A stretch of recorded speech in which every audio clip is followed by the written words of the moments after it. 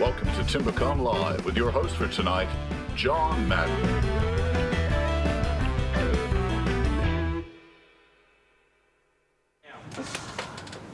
We're live now? Yeah. Hello everybody out there. Welcome to the Tiny Workshop episode 10 and slash Timbecon Live.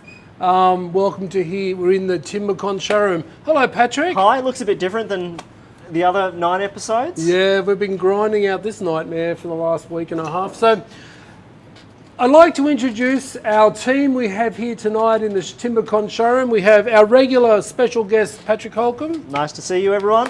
Gary Rizzolo, and the Michael Jackson of woodworking, or maybe not. How you been, Gary? Very well, thank you. Yeah, it's good to see you again, mate. It's nice to be here. Yeah, excellent. And Phil Shinbine on the end there. Hello. How's things, Phil? Things are good. Things are good. Excellent, excellent. How's things with you, John? Oh, no one ever cares what happens to me. Get a new shirt, lose some weight, whatever. We don't like that comment, John. All right, so tonight what we're going to do on the show is we're going to finish off what we started last week, Patrick. Yeah, we kind of ran out of time with some of our joinery. Yeah, I know it might seem easy to make a mortise and tenon joint from scratch in 8 minutes, but it's not easy, trust me.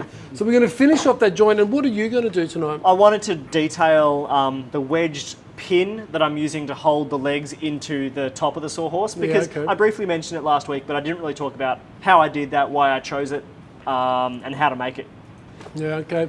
So it came together really well, the drawing. So if you want a set of drawings through the workbench that we've made, all the Sawhorses, just email us at tinyworkshop@timbercon.com.au and we will email out a set of those drawings for you. Apparently, some folks have been asking for the chair drawings as well. Yes. I haven't finalised them because I didn't think that was something I needed to do, but I will. So if you are interested, get in touch. Yeah. And the more people that email, the more likely I am to do it. And we'll get Nick to do some work and draw them up for us. So that'll be great. Now, we're also going to talk about we'll talk about a few of the questions that we've had come through during the series, like a few detailed questions and a bit of feedback. And we're going to talk about Series 2 that we're planning for 2021. What happened to 2020, guys? I mean, wow. What a nightmare. Well, the masks happened to 2020. And I hope everyone in Adelaide as well. We don't want what happened to us here in Melbourne happen to you, because it's not great. Anyway, and the other thing we're going to do is we're going to bring out Haig Haswell, owner of Timbecon, down from his mountain and bring him on the show. We're going to talk about some new products, and we're going to talk about the new showroom layout, and a whole bunch of stuff like that. So, yeah, what do you think, guys? Sounds good. Should we make some stuff? Yeah, let's start with a bit of woodwork, yeah? Now, Patrick and you guys can just heckle and carry on for the moment. I'm going to finish up making... Oh, I forgot to introduce the audience. Can you believe that? We have a live audience of 6 people here tonight. You can't see them. They do exist. 7. Sorry, Chris Zurich's over there. We are practicing the social distancing in the audience. Thank you very much for coming along. Keen members of the Tiny Workshop fan crowd. Probably a bit strong, isn't it? Yeah. Curious, maybe? We're really excited about the prospect of, in the future, bringing Timbecon Live back to its full glory. Absolutely. So this is a bit of a soft ramp in. Yeah. So we've got to cut the waffle because we know how much it annoys people. So I'm going to get on with this. Now, what did you get finished last time? Last time we were using our mortise gauge, and we'll talk about that later. I used the mortise gauge to mark out this tenon. At the same time, I've completed the actual mortise itself earlier. So that was drilled out with a drill press or by hand? No, by hand with a chisel, yeah. And so then we've used the same setting. I haven't changed that setting, and marked out this joint as well. So in theory, they are perfectly aligned. So you can see where the material that needs to be removed. And in theory, if I do my job correctly, then I cut all that away and it'll fit in there. I made a bunch of these in my workshop to prepare last week so that John only had to make one of them. Yeah. I just did mine on the table saw because I had to make a bunch quickly. Yeah. But it's a really important skill that, it's great to be able to do by hand. I think if you don't own a lot of equipment, For sure. and yeah, if you don't have space for a machine or whatever, if you can learn how to sharpen a chisel and you know how to use it, you can make anything. Yeah. So it just takes you like 16 years to complete the project. So unless you get really fast at it. So I'm going to make this. What are you going to do? Like I said earlier, I'm going to get stuck into putting a wedged pin into the top of the Sawhorse, and what that does is hold this top beam into the leg. I'll just grab the Sawhorse real quick. Yeah. So this is the completed one, and you can see just here there's a little red gum pin. That is what actually forces this joint to remain tight. The great thing about using a wedge like that is it can be tightened as the timber swells or contracts, or if you find that it loosens over time for some reason, you can just wham it in further. Now, the reason we decided to make these removable is because we wanted to do longer legs. So this is set at 750 mil, which is a great working height. But if you wanted higher horses to match up with your workbench, you can put longer legs on this, which is what John's working on right now. And then you'll have essentially an extension to your workbench. And that's why we didn't just glue these joints together and we chose to put a wedge in there. Yes. Patrick. Yeah. So I'm using a Japanese pull saw to cut. Oh, sorry, Phil, go. No, I was just going to ask if the size of the pin is particularly important. Like if you wanted to just make it kind of part of the design, is there any point where it's too big? Is it just excessive, or? No, I chose a 12 mil. It was kind of arbitrary. I chose a 12 mil dowel because I wanted to make it out of red gum, and I have the way I make my own dowel for small stuff is by driving a piece of square stock through a steel plate with a hole drilled in it. Right. And the largest drill bit I had that would form that hole in the steel was 12 mil. Right. I didn't have any giant steel bits. That's fantastic. And it seemed like an appropriate size. But yeah, if you wanted to do a giant one, you could buy Tassie Oak dowel at 25 mil. I was just doing this to be fancy because I wanted some contrasting timber. You're very fancy, But though, in general. Huh? it's totally unnecessary. Buy some dowel. It's easy. Like people, you don't need to make your own red gum dowel. So, you happy just continuing on for a while? Yeah. So I'm just using a Japanese saw here. I don't know how many people out there use Japanese saws. Yeah, yeah. All I use. I had a guy ring up a few weeks ago who was using a gents saw. Oh yeah. Yeah, push style. Like an English style saw. English style saw. On spotted gum, and he was asking me why this saw's faulty. It won't cut spotted gum. I said, well, cut to the chase. Did you watch an American YouTube video to do that? It was designed for ash and yeah. birch, maybe. Northern timbers. So if you want to cut Australian timbers, this is Oregon we're using here, but the Japanese pull saw,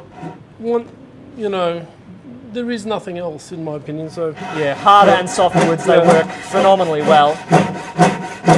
Okay, so the hole that I'm going to drill in this to accept the dowel or the wedge is actually, it falls off the edge of this timber. And so I need to be able to support the drill bit as it passes through so it doesn't slide out. The way I'm going to do that is by putting a block of timber in there, and then I'll drill through from the top, and that drill bit will be supported by this waste stock, which will just get drilled. Shame you can't come up on an angle and use that knot. On the backside. Yeah. Yeah, absolutely. And what I've done with this is I've cut right around the shoulders of the piece of Oregon to set the depth of the mortise of the tenon to the width of the tenon. So now I'm just going to use a chisel to remove that extra material. So Sure.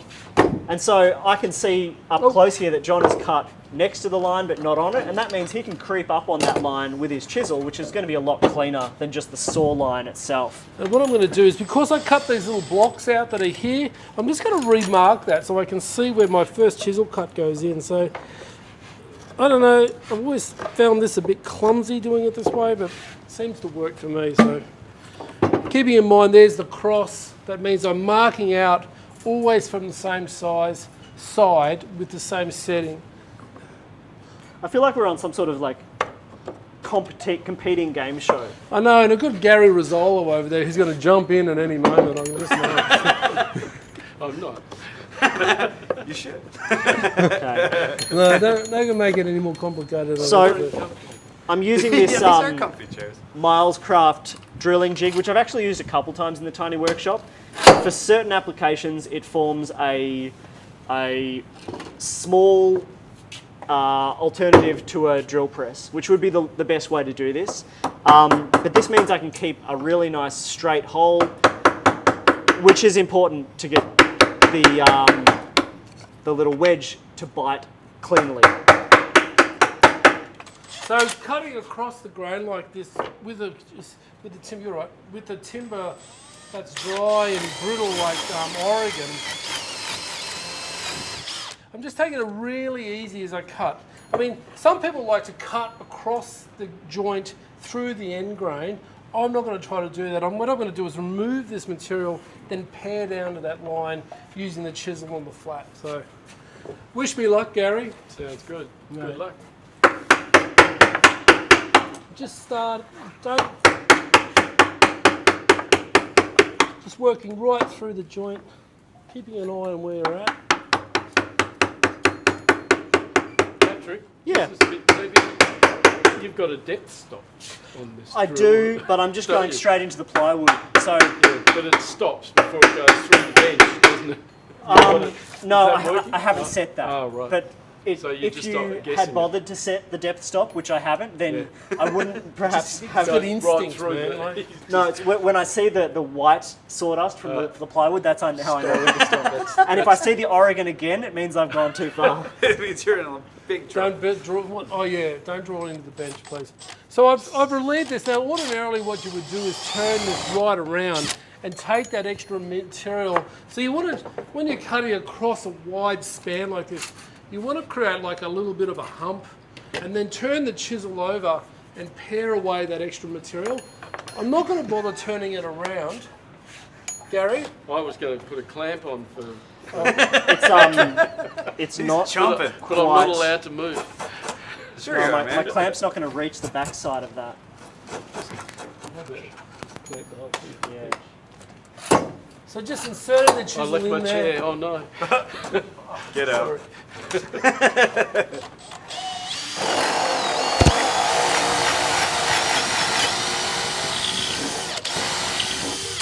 Kind of feel like one of the Muppets that are up in the balcony on the Muppet Show. Yeah.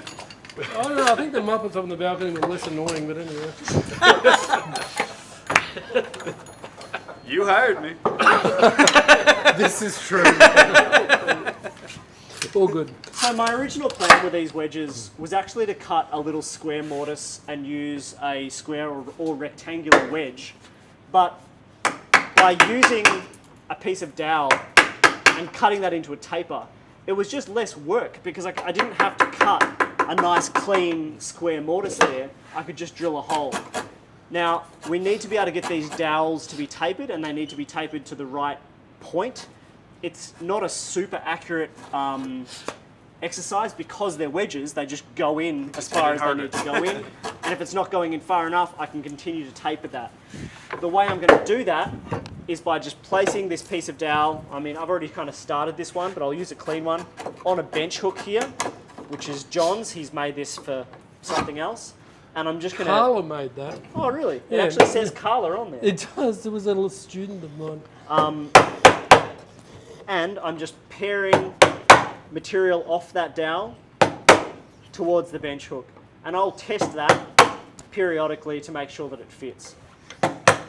So I've Notice that relieved Shelton got his phone out to do a close-up.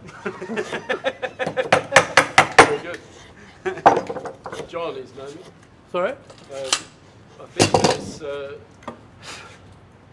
So what I've done is take away all that material, pared down to the line along here. A little bit of tear out there, but it's inside the joint, not a big deal.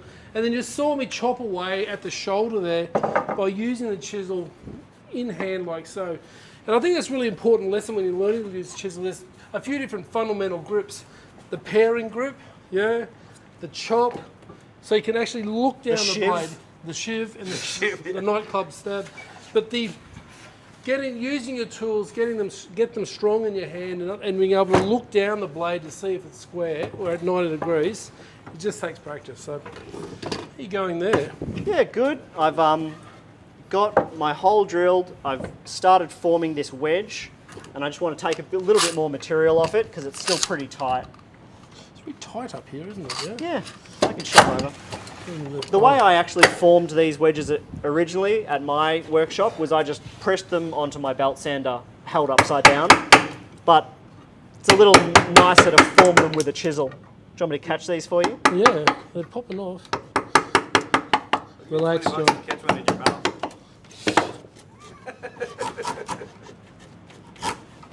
And then find as you go along that long cut along the end of the mortise, what you want to do is get in that line and just pare into the joint so you don't tear it out too much. And this is very flaky, this wood, so I'm not having a huge amount of success. Maybe if I just find that line and just pare that off. Such a good mill.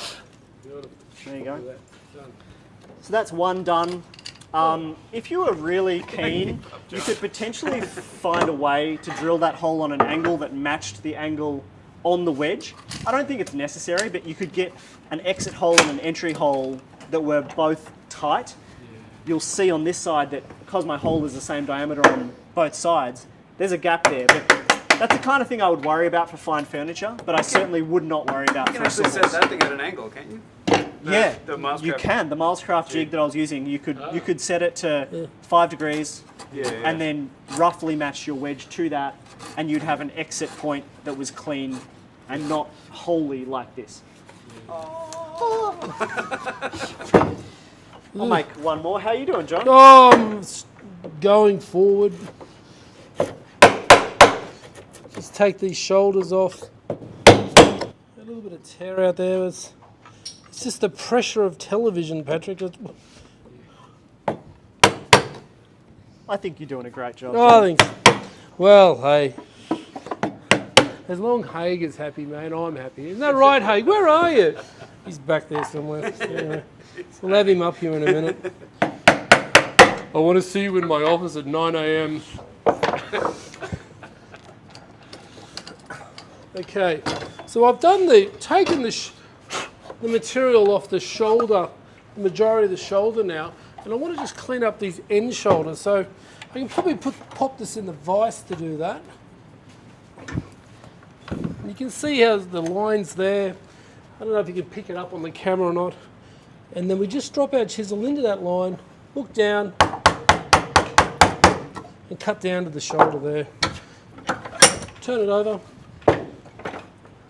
So what you're doing is you're working around the shoulder of the mortise just to define its shape and remove the material. And once you've got the bulk of that off, you can pop it in your vise like so. That'll get you. Yeah, right? That was a very satisfying clunk. And then you can just pare off those little bits at the end. So you get a nice... You kicked the bench. Oh, sorry, John. Yeah. So how much weight do you figure that can hold now? Phil just asked how much weight I think these can hold. I've put probably more than a cubic metre of spotted gum on them, so, you know, A lot. 500-600 kilos. Right. Yeah, Cool. I mean, I wouldn't then want to like really sway it back and forth, but straight up and down, they're rock solid. I routinely put stuff on them and then climb up on them to get onto my other wood storage and all sorts of In his things. little hobbit house. I don't weigh a whole lot. So I glued, like I said earlier, I made these mortise and tenons on my table saw, and some of these are glued and some aren't. But these portions these aren't meant to be a knockdown, a take apart portion of the bench. This will be glued. The only part that gets removed or to be a knockdown component is this top here. And that means we can swap out legs and then even hang the whole thing on the wall if you wanted to. Okay, let's see if it fits. It's a bit rough, rushed it, but oh well. This kind of mortise and tenon work, I think you've done an incredible job given that it's The time constraint. on live TV in a few minutes. You haven't lost any fingers? No, I think doing we need a clamp on there just to pull that together. It's probably just a little bit long. So what I can do now is just trim the end off that. Yeah. And then it'll probably slot together. Okay, the important thing is that it's flat. Yeah. And there you go.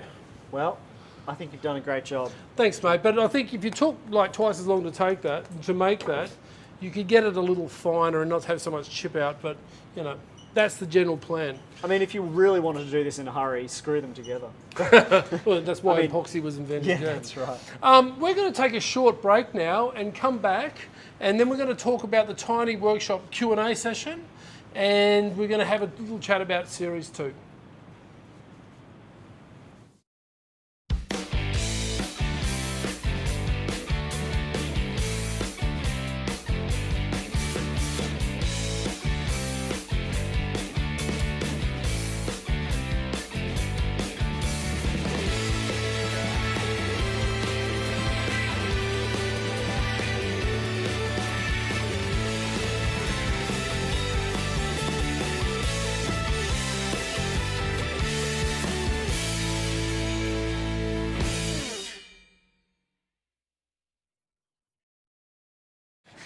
Welcome back to the Tiny Workshop.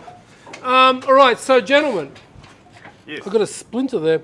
We're going to go through a few of the Q&A questions that We really wanted to had. get to these as we were filming the episodes live, but we just ran out of time making stuff. It's hard when you're making stuff up all the time. So And you don't have a monitor, so you Yeah, can't see them that's pop right. up live. Yeah.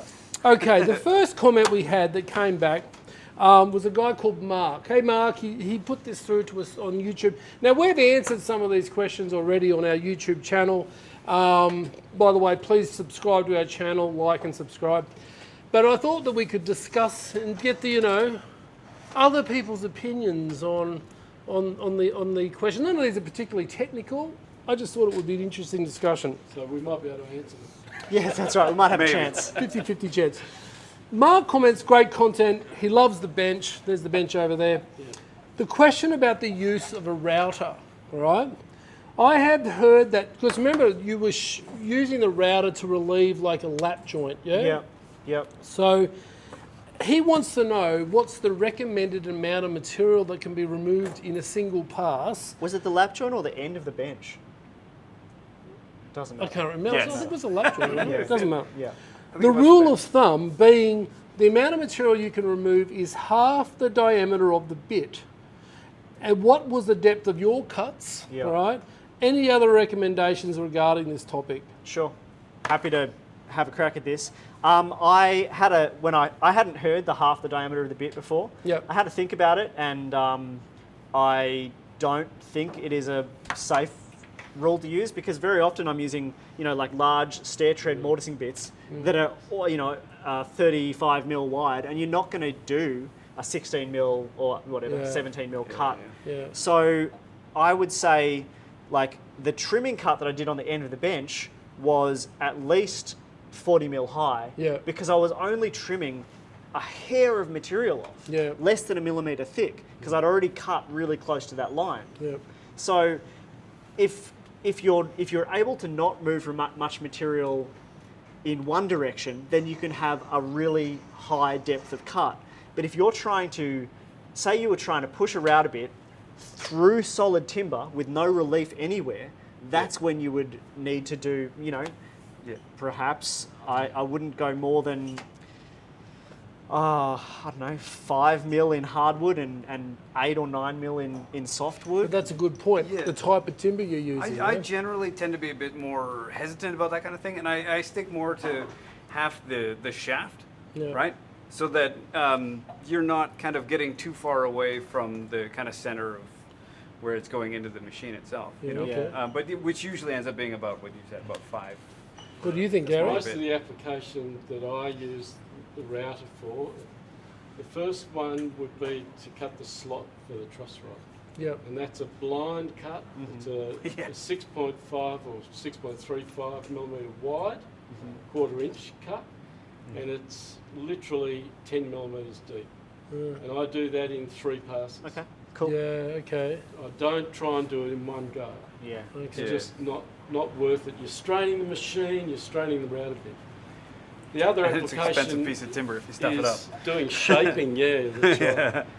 Doing shaping, I always bandsaw, and my rule of thumb is if I can route out 1.5, if I can remove 1.5 millimetres with the router, that's good enough. Yeah. So I bandsaw to 1.5 millimetres of my line, and then route to that. Yeah, okay. Given Okay. So it's different for different applications. Is that okay. at a table or handheld? With the neck is at the table though, right? Yeah, I'm on assuming. the table. Yeah, On the table, yeah. And I think so. I think Round that to answer Mark's question, I think you need to assess this for yourself. Yeah. Yeah. What material are you using? How much? What's the? When you're making a fine instrument, you've got to be super careful. But if you're making a rustic outdoor bench, well, hey, maybe you can hack in there a bit. So. Yeah. The rule of thumb, it's like, a one equation to describe the universe. Probably not the right way Universe to go. on the t-shirt. So, yeah. Well, the idea of a rule of thumb is that, like in woodworking, is just that there is no rule of thumb. Like there's no basic overarching everything. Yeah. Unified theory of the universe doesn't exist. You don't Not want yet. the router to be struggling. You don't want Yeah. a whole bunch of extra vibration in there. Yep. And so if you do a test cut and it doesn't feel good, back it off. Just, yeah. Do it half of what you were doing before. All right, our next question came from Rick. Now, Rick asked, and I have a glue bot right here, are glue bots really that much better? Amazing. Yeah? Buy 6 of them. We had a guy come in here actually. Don't buy 6 because we'll run out again. So. Yeah, we had a guy in here not too long ago who's actually buying a bunch of the Babe Bont, the adorable little one. Yeah, yeah. He had them in his kitchen. He was putting like honey in them and putting them on his toast. Oh. I was like, oh, that's fantastic. That's Okay. ridiculous and excessive, but it was hilarious I, at the time. I've been using them a lot because I've been working on this project behind us. And Which looks fantastic, John, Look, thank you by very the way. much, Gary. We'll come to that. And I've never used them before, and I agree. I think they're fantastic. They're easier to. It keeps everything clean and organised. So yes, Rick. Is it Rick? Is it this Rick? No, another Rick. Rick. Yes, they're an excellent product. And you can use them vertically. Yeah. Well. Yeah. Squeeze the glue out wherever you want it to. Fergus sent us a message. Hey guys, thanks for the content. I was wondering why you use the bolts all the way through the bench rather than using a coach screw. bolt. Yeah. Why would we use bolts rather than coach screws? You could use a coach screw. On softwood, the chance of that screw thread just pulling straight out as you tighten it is fairly high. You also have the risk of that thread or that screw splitting the timber if you're really close to the end. Yeah. Whereas with a bolt, you've already made all of the hole for it, so there's no pressure on the timber.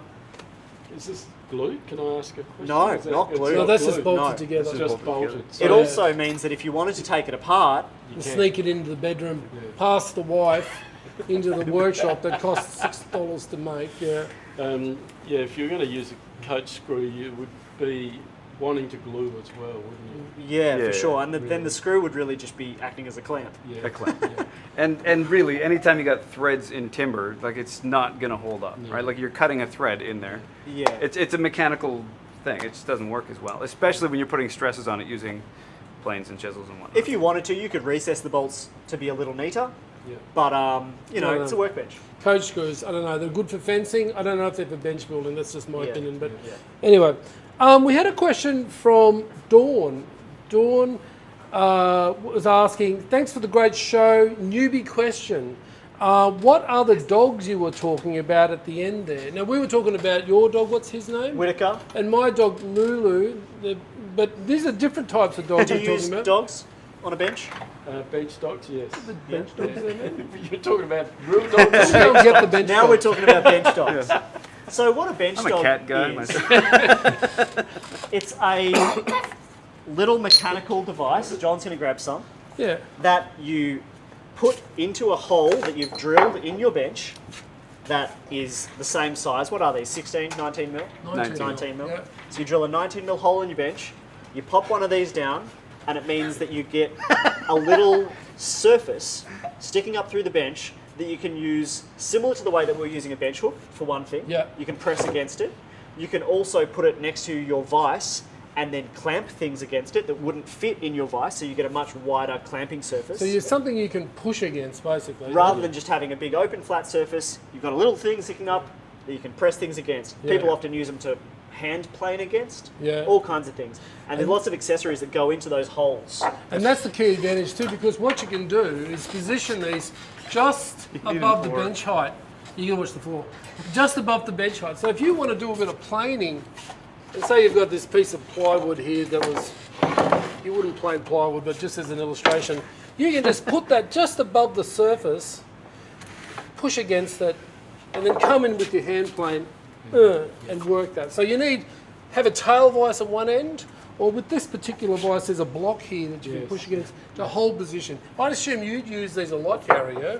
I have a little tail vise set up with a couple of blocks, brass diameter blocks, and I also use that little block on the vise. Oh, look at this, yeah. Yeah. I found this the other day. I don't know where it'd been for years, Oh, but right. it reappeared anyway. Any questions from the audience? Any woodworking questions before we move to our next little topic? All right, quiet. Hey! Yeah, stage fright. It's okay. Okay, so moving on to the next part of our discussion, which is going to be Series 2 of the Tiny Workshop. We've been given permission to make another series. Excellent. We're negotiating the budget. Yeah. I've heard it's a lot more this time, hey? Yeah. We had a bit of feedback on what people love and don't love about the show. We did a survey, and I know we've covered a bit of this previously in some of the feedback, but it was really interesting because I think it segues nicely in what we're trying to do with the showroom renovation here at Timbercon. What did people love about the show? They like that it's Australian content, which is great. Yeah, they like the practical and it's detail orientated. Even though we need to work, we also appreciate we need to work on the camera details and stuff a bit. They like the casual and entertaining presentation style. They like the waffle.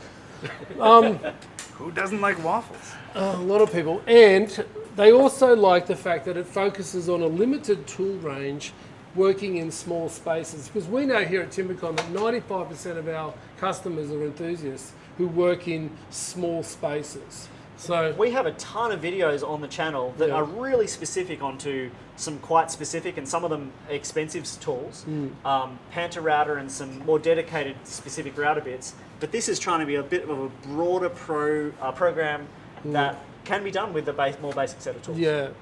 But the feedback we got that they didn't like about the program was that not enough detail. We need to give you more detail about what we're actually doing. Even then when we made the mortar strong, we kind of rushed through that. So we need to work on that. And the other comment was that they hate the banter. But hey, so you can't please everyone. So some people like it, some people don't like it, whatever.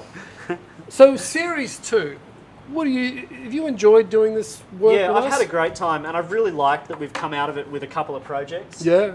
And it's all kind of cool. built our little workshop universe. Yeah. And I think, there's plenty of other things that we could create that other people would also be wanting to make at home to build out their small space. So in Series 2, what we're going to do is we're going to work on providing more detail about what we're actually making, better camera angles, and probably publish the plans and so forth in advance. Sure. So you can see what we're doing. We're going to probably push the show back to 7:30 because the majority of people love the show, ask for the show, like 50% of people want the show moved later in the Really evening. cutting into my bedtime. Yeah, but it doesn't compete with the ABC News, I guess. And what we're going to do to facilitate that is we're going to build a new set, all right, using our little tiny bench, and we're going to work on a whole bunch of new dad jokes, which will be great because I'm an expert at those. And we're going to launch Series 2 in January 2021, so stay tuned. If you've got any comments or any feedback for us for the new series, Or project ideas. well, that's a great thing. Yeah. I thought we could do a whole bunch of stuff in the next series about building safe, like space-saving stuff Absolutely. for your workshop. So yeah? much of my time is wasted pulling stuff up off the floor or like Finding where everything is. so much time. My wife and I bought bicycles this last week. So now I'm going to store them because we're never going to ride the bloody thing. So I think some sort of bicycle rack would be great. Yeah. And anyway, so stay tuned for Series 2, January 2021. But we'll be advertising that on all our channels when it gets closer. So we're going to take another short break, and then we're going to have Haig Haswell on the set, and we're going to talk about Timbercon in a broader way. Thanks very much.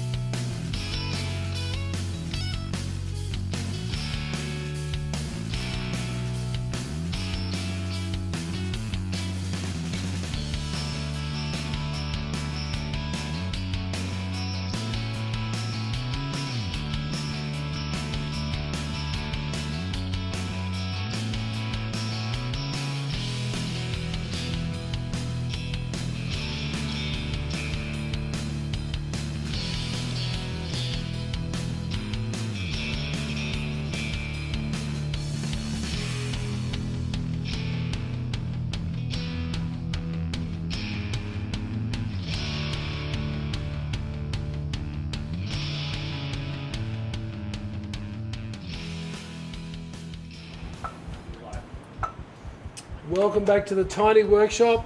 Welcome, Haig Haswell. Thank you, John. It's not how often I walk down for a run. You can just roll. That's true. Yeah. Well, I mean, they're always complaining about the fat guy on the show, so I guess you just got somebody that was a bit larger than you. So. Oh, don't be like that. I know my button popped before, so this team go, tuck it in. COVID bellies. Anyway, welcome, Haig. I know you're really busy, and we want you to come on show and talk about some of the new products that the business is offering, and talk about what we're trying to do in the showroom here in Timbercon. Now, we're not going to have I don't think we should have a long-winded chat about specifications, because if you're interested in our products at Timbercon, you can just go to the website and all the stuff's there. I was going to ask you about the story behind Timbercon and the show. The story behind Timbercon. Your parents started this company, didn't they? Yeah, Ross started it in 1989. It was mainly a timber yard. Timber yard. Yeah, it started off as a timber yard. So basically, we were selling timber, and customers were coming in and they were asking for tools in Perth, and there was at the time not really many places to go. Yeah. So he bought this in and bought that in, and then the same customers were asking for the same thing, so we started stocking those. And I guess over the years it kind of morphed from actually being a timber yard to I guess what you see now. Yeah. Okay. You don't sell timber anymore in WA, do you? We don't sell timber anywhere anymore. Yeah. Yeah. Kind of a shame, really. Getting good timber is a pain in the There's nothing around. It is. I suppose it was kind of difficult to do both of them at the same time. Absolutely. And back in around about 2000, 2001, the dollar went down, so all the imported timber was really expensive, and then they shut down the logging of the old growth forests. Okay. And that kind of killed it from, like a West Australian point of view anyway. But your family's not always owned the brand, have they? It was sold, wasn't it? No. So we sold in 2007. Ross actually got sick, and so my mum and I were running the business for a few years. And having grown up in the business and not really knowing anything else, I thought, why am I doing this? This wasn't really what I was supposed to be doing. So I wanted to go, and we sold. Yeah, okay. Yeah. But then, what happened then? But then, I had a few years in the wilderness, walking up and down mountains, I guess. Very flat ones. I moved to Melbourne and got into the automotive industry, and while I was departing that, my wife and I were starting a family, and I guess our whole family, like not just myself, but my father, like my grandfather, my brother, we've always been involved in the timber industry. And I suppose when you settle down and you start a family, and your own family and our family, you kind of get serious with work, and it always kind of leads you back to this. So I believe you had a pretty successful career in the automotive industry. Yeah. What insanity made you go back into the woodworking industry? So I guess when you're growing up and Tolerances you're in were too tight. I think like everybody, I mean, sometimes in family businesses you kind of fall into a family business and you feel like that's not necessarily what you've chosen, and so you go off and do your own thing. And I suppose I didn't realise how much I actually loved it. Yeah. I think That's all why I of us came here have been in the industry for a while, and it's interesting how we've come together, because I've been working with Timbecon for about, 18 months now, approximately, and it's been a really great experience, because we've got a really great culture in the business. We're doing innovative stuff. We're trying to do something different to what others are doing, and I think we're having some success there. So let's talk briefly about your main brand, Sherwood. Yeah. So that's a house brand, yeah. Yeah. So Sherwood, I think, we introduced the Sherwood brand in about 96 or 97.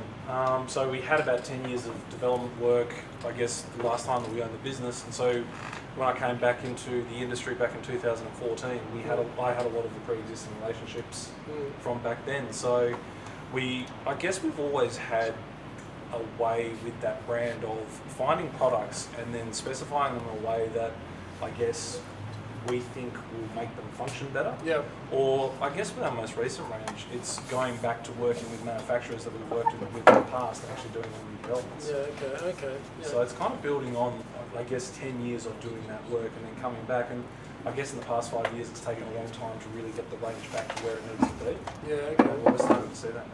And so you've got some new products coming in. Hold on, wait. Yeah, we're having some audio issues. Yes, your shirt has flipped your mic into your chest, and all Oh. we can hear is your chest hair and your heart Sorry beating. about this minor technical issue. It's just those Do you want to put pecs, the mic man. on the outside? Maybe. 1 second, hey. Sorry, everybody. Live TV. Live TV. Okay, how's that? If you want to hear Hayes' The life pros story and the again, amateur. if you want to hear it again, just go on a playwright anywhere in China with him, and you'll hear his whole life story. Trust me. How many plane rides? 3. Three. It plane only rides. takes 3 plane rides. Anyway, Sherwood. Now, so we've got some new products at Sherwood, haven't Yeah. we? So yeah. So we've got the new industrial range of bandsaws, the new industrial range of cyclones, the new, I guess, semi-industrial range of wide drum sanders. Yeah. So there's a bit of a theme going on there. And the bandsaws are made in Taiwan, yeah? Taiwan, and Yeah. as are the industrial cyclones. Yeah. So we've got the DIY version, Yeah. which is made in China, and then the industrial version, which is made in Taiwan. Yeah, Those okay. new bandsaws are huge. So, Yeah. They are huge.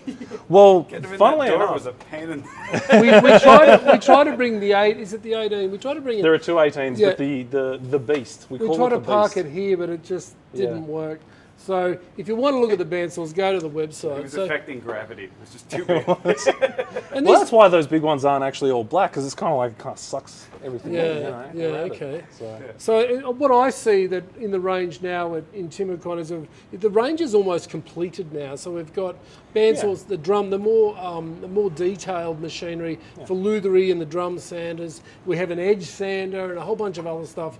But please come in. And I suppose one of the things about it fundamentally is that we go from, I guess, a 10-inch hobby bandsaw, like take to the bandsaws for instance. Yeah. We go from a 10-inch hobby bandsaw to a very, very large industrial bandsaw within the one range, which I think okay. is relatively unique in Australia. So we can enter the bandsaw wars with everyone else now, can't we? So yeah. Well, we're going to dress some people up in Kaizen foam and just, Yeah, that's what it's a knockout style, wasn't we'll it? get Chris Zurich and, Chris Zurich. And Dirk Yeah. wrapped in Kaizen foam, and we'll do the. Forget anyway. the sumo outfits. Yeah, okay. Now we've also picked up a couple of other brands this year. We picked up packs, yeah. Yeah, so I got a guess sample here. on a recent trip to England to see the guys at Crown. So we've been importing Crown since the 90s, and I think for the first time in about 20 years we finally reinvigorated the brand. So Crown now, they're kind of going through a second generation, I guess, in the same way that we are. So Charlotte and Edward from Crown are, I guess, my age. And Edward, who does a lot of the research and development and looks after the manufacturing there, he's working on a lot of wood turning tools and especially the metallurgy side of things. And I guess they're really the brand in the UK that are taking the game forward. Yeah. So I guess the tradition has always been M2 high-speed steel for about the past 30 years, but Crown are starting to come out with the cryogenic range, which they brought out, I think, about 10 years ago. They've got the M42 range, and then they've also got some other ranges which they're working on. So what's the key benefit of the new Crown tools? Higher performance. High performance. Higher performance. Yeah. Just better You steel. know. Yeah, it basically comes down to metal edging. So it's about edge retention and ease of sharpening, and I guess that, like, the edge retention then flows through to performance in terms of not having to sharpen as often, but also the cut you get is better. Which is kind of like, you know, the thing with Freud and Torquata. Yeah. Yeah. So it really comes down to the materials that you're manufacturing with. And PAX is not new to Australia, but we've picked up PAX with a specialty handle, yeah? Yeah. Well, I mean, a beautiful saw like that, I think, you know, they make it with an English walnut handle now. Yeah. So that's unique to us. I mean, everything else is effectively the same, but I think it's just, I guess when you're looking at a saw like that, a traditional saw, you want to go with something that... Well, I've got the PAX saws that I've had for quite a number of years with the beach handle, and this handle just seems so much more elegant than timber. But hey, I guess that's a personal choice. Yeah. Now, something else that we picked up this year too was we started working with Boat Coat and Lucy Clear products. Now, resin pouring, and I know that young Curtis, who's working on the computer over there, is a super fan. You're making a skateboard dining table, is it? Computer desk. Computer desk. Must be pretty small. Wow. Yeah. Skateboards are only this big. He's broken 60 to 70,000 of these things over the years, so he's gluing them together. So this product's been really successful at Timbercon. I don't know, we didn't know what would happen when we started selling Lucy Clear, and we've sold buckets of it. So it's predominantly a product for that kind of river table style and deep fills, deep voids. Yeah. Deep pouring in small amounts though, very key thing. Heaps of colours too. Was there like 18 colours, something like that? I lose count. Colours. They also produce a range of these Puribond, which is like a foaming the polyurethane glues. We've also got epoxy, but the really cool thing about the Boat Coat products is that you can send it in the mail, which is a lot of other products like West System, for example, incredible product line, but you can't, it's classified as a dangerous good. So this has been a great seller for us. Does the Boat Coat fill a similar function range as the West Systems? Is it a glue as well as a filler? It effectively works exactly the same. I guess the main thing is the West Systems were developed, I think, back in like the 1960s or the 1970s. Yep. Over in the US, there's nothing against US products because obviously, you know, a lot of great stuff comes out of there. But a lot of great stuff comes out of the US. But the Boat Coat range, I think that was only recently developed probably about 15 years ago. And I know that still sounds like a long time ago, but when you're talking about, you know, West Systems, I don't think we'd landed someone on the moon when they were developing that stuff. So I guess in terms of generations, you know, when you look at the Boat Coat range, it's a relatively new invention. Cool. So it just uses a different formulation to come up with the same result. And part of it is the fact that it's easier to use, and I mean, there's people that are always going to be sensitive to using epoxies. Sure. But I guess with the Boat Coat range, people who are more sensitive to it will find that it works a little bit better in terms of the chemical composition. As in, it's less causes less allergy problems. Yeah, less irritation and things like that. So I mean, you still have to be careful when you're using it, but you know, it is a bit of an improvement. Okay, so I'm just pulled these out of my magic little pocket down there as well. We've also released the Pride Abrasive stones from made in the USA. I did a video on these. These have been... Why don't you review them for us, us, John? I've always used king stones, and I'm sure a lot of guys who are watching the show use the king stones. And I was thinking to myself, oh yeah, could it really be that much better? Just be completely single, and absolutely the hardness of them. They're so you can feel it, and if the cutting efficiency of this product. So yeah, have you dying to feel it. You've got to, Gary. We need to get you have a crack at these at some point. And I really like. Why haven't we done a video on Gary with the cryogenics on sharpening the cryogenics on those? That's like a yin and yang moment, yeah. Why haven't we? Why haven't we? We will. Oh, we've been busy. We haven't seen you for months. Yeah, I know. The other thing is these flattening stones that Pride do for flattening your water stone or any type of water stone you happen to use. These are amazing. So check out the Pride range. If you're looking to upgrade your stones or you want to buy stones, there's combinations and blah. Excellent range. And the last one, which is a very critical product range that we brought to Timbecon this year, is Freud.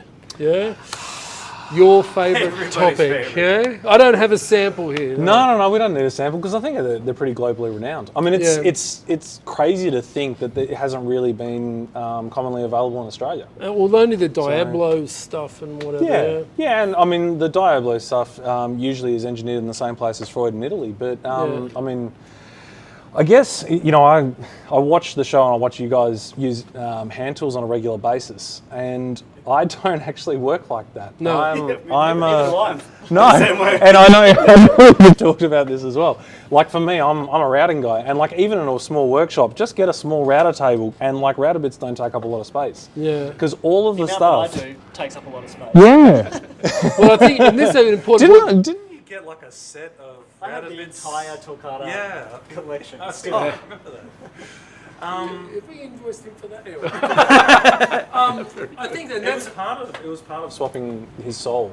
Oh yeah. So I've still got that in my top drawer. That's why he's always. That's what back that jar is. Yeah. I've been using the Freud saw blades, Yeah. and they're phenomenal. They're so sharp. I think it's the first time I've actually cut myself on a saw blade while it's been in the packet. I do actually have all my fingers, so I've never actually really officially cut myself with a saw blade. But like taking it out of the packet, like it will cut skin, and they are amazing. And their melamine blade I've been able to use on melamine without using a scoring blade and still get super sharp cuts. It's like you can't do that with any other blade. I think they're the only range that actually makes a blade specifically for melamine without using a scoring blade. And that's the thing, like you look at their catalogue and like it's virtually impossible to try and curate a range out of their catalogue and shrink it down to something that people can, I guess, digest. So I guess we'll be working to grow the range. Yeah, we are. Yeah, we are. okay. We've next year. Freud being a global company, they have the US range and they have the European range, and up until now, the US range has only been available in the US, but we now have full access to the US range. Oh, is that official? It is official. It is now. We have access to the American Freud range. Wow! Right next to Patrick Soul, I have a quart of the owner of Freud's son's blood. So I heard you on the phone to him the other day.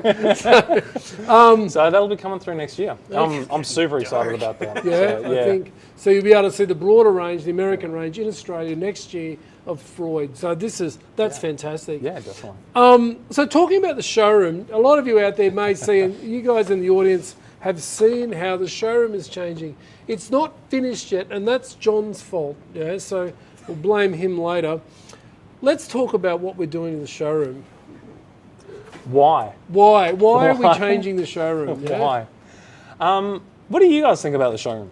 Like, I know Chris doesn't like it, but here's the thing though, right? Like while you came in for the first time and you were bagging the showroom, you're saying, I don't like this, I want to be able to look at everything.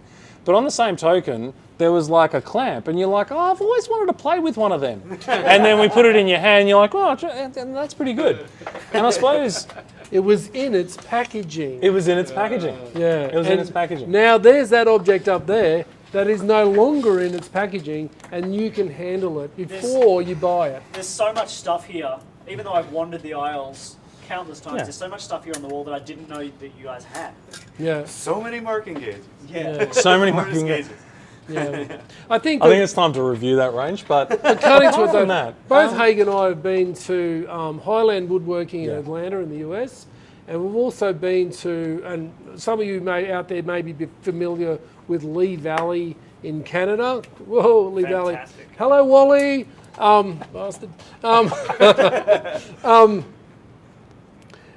Those stores, you can go in there, not everything's hang sell off the walls. They show you the object and you have to order it. Yeah. So what we thought we'd do is go one step further, and so you can see the object that we're selling, but we can also use it in the store. That's right. So you can kind of pick any of these up and do a like very real on timber demonstration. Sure. Yeah. You can come in and use a pack saw, and then you can compare it to a Japanese saw. That's fantastic. And then you can decide which way you're going to go. I mean, for me personally, I've only ever really used Japanese saws apart from when my granddad gave me one of these things. And everyone's got their own opinion on what they do and don't like using. Yeah. The problem is, you go into any normal retail store, and I mean, our shop effectively used to be like a miniature supermarket. You used to walk up and down the aisles, you'd see everything in a packet and go, that's interesting. Yeah. And I suppose the thing is that a lot of people do like browsing, and I guess the new store takes that away from people. But then on the flip side, when you actually want to touch something, you want to use it, and you want to see how it works before you take it home, we've never been able to offer that. No. And I guess the way that the new layout works, we couldn't have both, and so it was a choice of having one or the other. And I mean, it could be a complete disaster. Who knows? We will find out. We've had a bit of pushback, I must admit. Yeah. So, but it wasn't complete either. But I like to look at it from the perspective that, like, someone comes in who's getting new, like Dawn comes into the showroom and says, "Oh, I want a set of bench dogs." Yeah. So we can actually hand her the bench dog. She can use it in the bench, pick up a saw or pick up a hand plane and use it. So you're bringing together, point of sale, selling stuff with an educational experience. We can actually show you how to use that thing. In the same moment. Yeah. And so you got to think about the power of that. And where else can you do that? Nowhere. Where else can you do It's that? funny how many things from the Cool Tool Tuesday series I've actually bought because I picked it up and played with it. Yeah. You know what I mean? Like Yeah. a lot. Like perfect example is that was it the T-bevel down there? Yeah. The picture, it doesn't look very, No. And but you hold it, you're like, oh, okay. You hold it in your hands, like this is a Yeah. solid piece of kit. I get it. Yeah. You know. Exactly right. So going forward here in the Timbercon showroom, now we're still working on it. I think about another week and a half to get it right. All the machinery is laid out as per usual, and we have some other plans about a space over there that we won't go into, like machinery experience centre, because we haven't had permission for that yet, but we'll talk about that later. Come down, give us another week to finish That's it. a work safe permission thing, not a. You have to sign this document. We're changing the way it looks, but I would ask the customer, we had some customers come in who were like, oh, this will never work. The guy with the purple and purple, anyway, we won't go into that. But give us a chance to finish the project and then come and try it out with us. And I think you'll understand how this can help, not just the customer, it helps the staff too, because they actually learn more about the products by having them out of their packets and seeing what comes in the kit.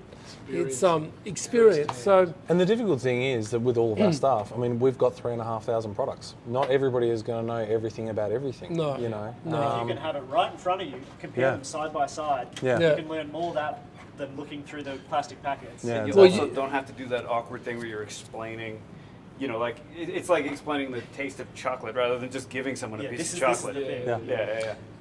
The customer can make a value judgment right there and then. So come and check it out. Give us another week, we should be done. But no, come in Monday, that'll be great. Tuesday. Now, before we wrap up, let's talk about Gary Rizzolo's book. Now, Gary, I've only known you for a short time, Gary, like since I've lived in Melbourne. But you are a guitar maker, an extraordinary guitar, and Gary's produced a book on his work over the last, 400 years, is it? Yeah, almost. 40 My years. entire lifetime. 40 years. 40 years. 40 years. What can you tell us about the book? So the little hook of this book was 40 years of guitar making. How can we present it? Okay, why don't we just select 40 guitars from that 40 years and put together a few nice photos and package them up in a book. So that's what we did. And Who did the photography? A lot of these photos were taken by my son. Oh, okay, excellent. So I hope you paid him well. no. He paid him with life. There's Bill, he paid him with life There and, is a shelter when he couldn't fend for himself. to getting your family to do stuff. Right. I'm going to have to wait a while for that, I think. My nephew in Adelaide did the design and layout of the book and organised the printing. So, look, it's really cheap. And I'd how love much to is sell the it to you. The book at the moment is $50 till the 1st of December, and then there's a new box of books and they cost a bit more, so it's going up in price. The price is going up. And where can they buy that, Gary? They can buy that right here and now from me tonight. Yeah, but for the audience out there in the internet land. But the bigger picture is you go onto my website. Okay, what's the address? www.rizzologuitars.com. Excellent, okay. If anyone's got a question for Gary, you can email us here at Timbercon, tinyworkshop@timbercon.com.au. and we can pass you on to Gary if you want to buy one of his books. Absolutely. Thank you very much for that. No problem, mate. You're a dear friend of ours, and we're really glad. Quite a few Timbecon tours going to that. Yeah, I have to say. Yeah. Excellent tick. All right, so You'll be invited back next week. that's the show. Show's not on next week. Guys, have you had a fun night? Great fun. Yep. Yeah, it's Yeah. been great. Okay. Nice to be out of the house. So nice to be out of the house. Good luck to Adelaide. Hope you knock it on the head Yeah. quickly. Absolutely. Thanks, gentlemen, for coming in. Any final words, Haig? Oh, not particularly. I don't think we need to talk at 9 o'clock tomorrow. No, it's okay. I don't plan to be here by 9 o'clock anyway. So. Thanks for joining us here at Thank you very Timbercon much, Live / Tiny Workshop. Phil Shinbine, Gary Rizzolo, Patrick Holcomb, Haig Haswell, and I'm John Madden. Thanks for joining us. Thanks, live audience, for coming out. And Yes, and thanks, thank you. Excellent. Well done. Thanks to the guys that stayed back to help us out tonight, and the guys on the computers and stuff. And even Chris, will give you a special thank you to Chris for coming down and giving us his time. So stay tuned. So is this now? Can we start the finale after party? Yeah, the Like pizzas it's are end of getting season. cold. Yeah, we Should we mention this? Do we thank the cameraman? We don't Oh, of thank course, the sale, we're having a sale, the Timbercon sale. the Christmas sale. The Timbercon Christmas Christmas sale. sale. Black Friday and Cyber Monday stole our Christmas sale because we Yeah. always used to have it in the first week of December. Yeah. But Our sales don't go for a month and a half. It goes for 4 days. It starts tomorrow, Friday. no, not tomorrow. What? Next Friday. Is it Black next Friday? Yeah. Oh, so I thought it was tomorrow. No, I'm actually giving you some advance notice this Hey, time. Mittens, you're off the hook, mate. All good. Next Friday, Timbercon sale. So stay tuned for that. There'll be some media coming out to support the event. So thanks very much, guys. Thanks, everyone. See everyone. See you next time. Cheers, guys.